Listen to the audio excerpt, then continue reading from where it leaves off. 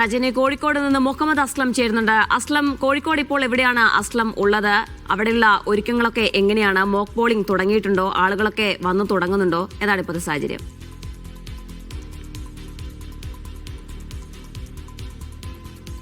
വലിയ രാഷ്ട്രീയ പോരാട്ടം നടന്ന കോഴിക്കോടിൽ അതിന്റെ പ്രചരണത്തിന്റെയും എല്ലാ ആവേശവും ഈ ഒരു പോളിംഗ് ദിനത്തിലും ഉണ്ടാകുമെന്ന് തന്നെയാണ് നമ്മൾ കരുതുന്നത്. നമ്മളിപ്പോൾ നിൽക്കുന്നത് കോഴിക്കോട് കോർപ്പറേഷന്റെ ഭാഗമായി മെഡിക്കൽ കോളേജ് സൗത്ത് വാർഡിലെ ഒരു പോളിംഗ് സ്റ്റേഷനിലാണ്. സേവിയോ സ്കൂളിന്റെ ഒരു പോളിംഗ് സ്റ്റേഷനിലാണ്. ഇവിടെ എല്ലാ ഒരുക്കങ്ങളും തയ്യാറായിരിക്കുകയാണ്. പോളിംഗ് ഉദ്യോഗസ്ഥരും അതോടൊപ്പം തന്നെ രാഷ്ട്രീയ പാർട്ടികളുടെ പോളിംഗ് ഏജന്റുകളെല്ലാം തന്നെ വന്നു നിൽക്കുകയാണ്. 6 മണിയായിട്ടുണ്ട്. പക്ഷെ അല്പസമയത്തിനകം തന്നെ മോക്ക് പോളിംഗ് എന്ന് പറയുന്ന നടപടിയിലേക്ക് അവർ കടക്കും.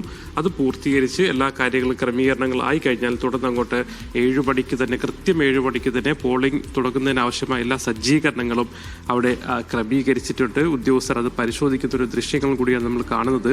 ജില്ലയിലാകെ 26,82,682 വോട്ടർമാരാണ് ഇന്ന് സമ്മതിദാനാവകാശം വിനിയോഗിക്കുന്നത്. 12 ലക്ഷത്തിലധികം പുരുഷ വോട്ടർമാരും 14 ലക്ഷത്തിലധികം സ്ത്രീ വോട്ടർമാരും 32 ട്രാൻസ്ജെൻഡർ വോട്ടർമാരാണ് കോഴിക്കോട് ജില്ലയിലുള്ളത്. പിന്നെ 6,238 സ്ഥാനാർത്ഥികളാണ് വിവിധ സ്ഥലങ്ങളിൽ നിന്ന് ഈ അവരുടെ പിന്നെ വോട്ടിംഗ് അല്ലെങ്കിൽ മത്സരിക്കുന്നത്. 1903 വാർഡുകളുണ്ട്.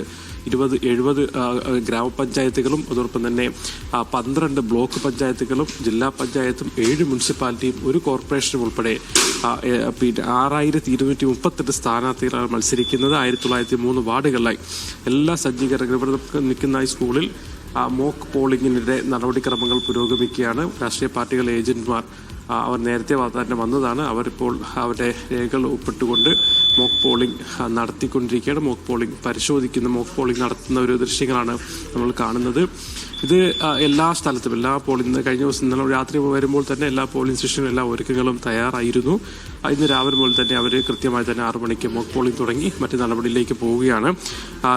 പോളിംഗിന്റെ കാര്യങ്ങൾ പറയുകയാണെങ്കിൽ 3,907 പോളിംഗ് സ്റ്റേഷനുകളാണ് ഉള്ളത്. ഈ 3,907 പോളിംഗ് സ്റ്റേഷനുകളിൽ ഈ പോളിംഗ് മെഷീനുകൾ ഉണ്ട്. അതിൽ ഏതെങ്കിലും തരത്തിലുള്ള കംപ്ലൈന്റ് ഉണ്ടെങ്കിൽ വളരെ പെട്ടെന്ന് തന്നെ എത്തിക്കുന്നതിന് വേണ്ടി റിസർവ് മെഷീനുകളും സംസ്ഥാന തെരഞ്ഞെടുപ്പ് കമ്മീഷന്റെ ഉദ്യോഗസ്ഥർ ക്രമീകരിച്ചിട്ടുണ്ട്. അതുകൊണ്ട് തന്നെ ഏതെങ്കിലും സ്ഥലങ്ങളിൽ വൈകിയുണ്ടായോ അല്ലെങ്കിൽ മുടങ്ങിപ്പോകേണ്ട ഒരു സാഹചര്യം നിലവിലില്ല. നമ്മളിപ്പോൾ നിൽക്കുന്ന സ്ഥലത്തും അതിന്റെ ക്രമീകരണങ്ങൾ തുടങ്ങിയിട്ടുണ്ട്. കോഴിക്കോട് ജില്ലയെക്കുറിച്ച് പറയുമ്പോൾ വലിയ രാഷ്ട്രീയ പോരാട്ടങ്ങൾ നടക്കുന്ന ഒരു ജില്ലയാണ്. ഇവിടെ മുനിസിപ്പാലിറ്റി ഒഴികെ ബാക്കി എല്ലാ സ്ഥലങ്ങളിലും LDFിന് ഒരു മേൽക്കൈയുള്ള ഒരു സ്ഥലമാണ്. ജില്ലാ പഞ്ചായത്തും കോർപ്പറേഷനുകളും അതോടൊപ്പം തന്നെ ഭൂരിഭാഗം ബ്ലോക്ക് പഞ്ചായത്തുകളും ഗ്രാമപഞ്ചായത്തുകളും LDFിലാണ്. അതേസമയം ആ ചിത്രം ഇത്തവണ മാറും എന്നുള്ള ഒരു പ്രതീക്ഷയിലാണ് UDF ശക്തമായ പ്രചരണവുമായി മുന്നോട്ട് പോയത്. LDF UDF തമ്മിലുള്ള ഒരു നേരിട്ടുള്ള പോരാട്ടം കോർപ്പറേഷനിലും ജില്ലാ പഞ്ചായത്ത് ഡിവിഷനുകളിലും മുനിസിപ്പാലിറ്റികളിലും ഗ്രാമപഞ്ചായത്തുകളിലും ബ്ലോക്ക് ഡിവിഷനിലൊക്കെ നമ്മൾ കണ്ടതാണ്. BJPയും എല്ലാ സ്ഥലങ്ങളിലും കോർപ്പറേഷൻ ഉൾപ്പെടെ സാന്നിധ്യമുള്ള ജില്ലയാണ് കോഴിക്കോട്. അവരുടെ സാന്നിധ്യം വർദ്ധിപ്പിക്കുന്നതിനുള്ള ശ്രമങ്ങളാണുള്ളത്. അതുകൊണ്ട് തന്നെ ശക്തമായ പോരാട്ടം ഉണ്ട്. ഈ ഒരു വാശിയേറിയ തെരഞ്ഞെടുപ്പ് പോരാട്ടത്തിന്റെ ഒരു അന്തിമ ഫലം വരുന്നതിനുള്ള അതിനുവേണ്ടിയുള്ള ഒരു സമ്മതിദാനാവകാശം വോട്ട് രേഖപ്പെടുന്നതിന് വേണ്ടിയുള്ള ഒരു ദിവസമാണ്. അതുകൊണ്ട് തന്നെ പരമാവധി വോട്ടർമാരെ ബൂത്തിലെത്തിക്കുക എന്ന് പറയുന്ന ഒരു ദൗത്യത്തിലാണ് രാഷ്ട്രീയ പാർട്ടികൾ ഉള്ളത്. അതോടൊപ്പം തന്നെ വോട്ടർ പട്ടിക സംബന്ധിച്ചുള്ള പരാതികളും മറ്റുമൊക്കെ നേരത്തെ തന്നെ ഉള്ളതുകൊണ്ട് അത് കൃത്യമായി വോട്ടർ തന്നെയാണോ വരുന്നത് എന്ന് പോളിംഗ് ഏജന്റുമാർ കൃത്യമായി തന്നെ അത് പരിശോധിക്കും. ഇരട്ട വോട്ട് സംബന്ധിച്ചുള്ള പരാതികളുണ്ടെങ്കിൽ അത് പോളിംഗ് ഓഫീസറെ അറിയിക്കും. ആ അർത്ഥത്തിൽ വളരെ ജാഗ്രതയോടുകൂടി തെരഞ്ഞെടുപ്പ് ഉദ്യോഗസ്ഥർ മാത്രമല്ല രാഷ്ട്രീയ പാർട്ടിയുടെ ഏജന്റുമാരും എല്ലാവരും കൃത്യമായി നിൽക്കുന്ന ഒരു തെരഞ്ഞെടുപ്പായിരിക്കും എന്ന കാര്യത്തിൽ ഒരു സംശയമില്ല. അതിനുള്ള എല്ലാ ക്രമീകരണങ്ങളും ഇവിടെ പൂർത്തിയായിട്ടുണ്ട്. ഇപ്പോൾ നടക്കുന്നത് മോക്ക് പോളിംഗ് ആണ്. മോക്ക് പോളിംഗിൽ എല്ലാ ഏജന്റുമാരും ഒന്ന് പോൾ ചെയ്ത് നോക്കും. അത് കൃത്യമാണോ, അവർ വോട്ട് ചെയ്യുന്നത് തന്നെയാണോ, വോട്ട് അവിടെ ബീപ്പ് കാണിക്കുന്നത് ആ സ്ഥലത്തേക്ക് തന്നെയാണ് പോകുന്നത് എന്നിങ്ങനെയുള്ള കാര്യങ്ങൾ പോളിംഗ് യൂണിറ്റും അതോടൊപ്പം തന്നെ കൺട്രോൾ യൂണിറ്റും മുന്നിൽ വെച്ചുകൊണ്ട് പോളിംഗ് ഉദ്യോഗസ്ഥർ കാണിച്ചു കൊടുക്കും. അത് വ്യക്തത വരുത്തും. അത് പോളിംഗ് കഴിഞ്ഞു കഴിഞ്ഞാൽ അവരങ്ങോട്ട് എല്ലാവരും ഏജന്റുമാർ അവരുടെ സ്ഥലത്തേക്കും അതുപോലെ തന്നെ ഉദ്യോഗസ്ഥർ അവരുടെ സ്ഥലത്തേക്കും ഇരിക്കുകയും തുടർന്ന് അങ്ങോട്ട് കൃത്യമായി 7 മണിക്ക് തന്നെ പോളിംഗ് തുടങ്ങുന്നതിനാവശ്യമായ ഒരു തയ്യാറെടുപ്പിലേക്ക് അവർ മാറുകയും ചെയ്യും. ഇവിടെ പോളിംഗ് ഏറെക്കുറെ എല്ലാ LDFിൻ്റെയും UDFിൻ്റെയും BJPയുടെയും ഏജന്റുമാർ നേരത്തെ തന്നെ ഹാജരായിരുന്നു. അവരേറെക്കുറെ എല്ലാ പേരും മോക്ക് പോളിംഗ് ചെയ്ത് നോക്കുകയും ചെയ്തിട്ടുണ്ട്. ഏതെങ്കിലും തരത്തിലുള്ള സംശയങ്ങളുണ്ടോ എന്നുകൂടി ഉദ്യോഗസ്ഥർ ചോദിക്കുന്നുണ്ട്. അതുകൂടി ഉറപ്പുവരുത്തി എല്ലാവരും പിന്നെ ഏജന്റുമാർ തന്നെയാണ് ആദ്യം പോൾ ചെയ്ത് നോക്കുന്നത്, മോക്ക് പോൾ ചെയ്ത് നോക്കുന്നത്.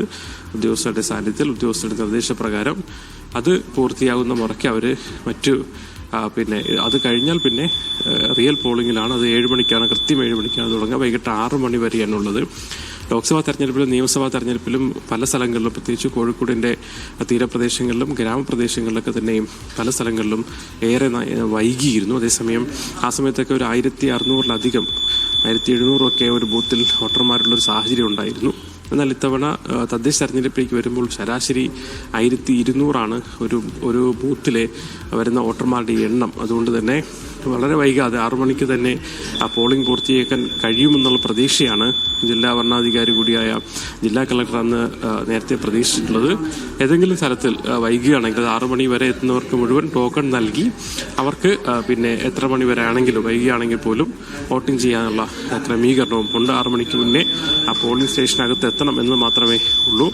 ഒരുപക്ഷെ തീരപ്രദേശങ്ങളിലൊക്കെ ഇപ്പോഴും വലിയ ബൂത്തുകളുണ്ട് എന്നുള്ള വസ്തുതയാണ്. നാദാപുരം, വടകരയുള്ള പല സ്ഥലങ്ങളിലും അവിടെയും ചില സ്ഥലങ്ങളിൽ വലിയ ബൂത്തുകളിൽ വലിയ വാർഡുകൾ പോളിംഗ് പിന്നെ വോട്ടർമാരുടെ എണ്ണം വർദ്ധിക്കുന്ന വാർഡുകളിൽ അവിടെയും പോളിംഗ് പിന്നെ ഒരുപക്ഷെ വൈകാനുള്ള സാധ്യതയുണ്ട്. എന്തായാലും പിന്നെ പരമാവധി വോട്ടർമാർക്ക് വോട്ട് ചെയ്യാനുള്ള സജ്ജീകരണം ഉദ്യോഗസ്ഥർ ഒരുക്കുന്നുണ്ട്. അതോടൊപ്പം തന്നെ പരമാവധി വോട്ടർമാരെ ബൂത്തുകളിലേക്ക് എത്തിക്കുക, തങ്ങളുടേതായ പ്രചരണം വിജയിപ്പിക്കുന്നതിൻ്റെ ഭാഗമായി വോട്ടർമാരെ ബൂത്തിലേക്ക് എത്തിക്കുക എന്ന കാര്യത്തിൽ രാഷ്ട്രീയ പാർട്ടി പ്രവർത്തകരും വളരെ സജീവമായിരിക്കും.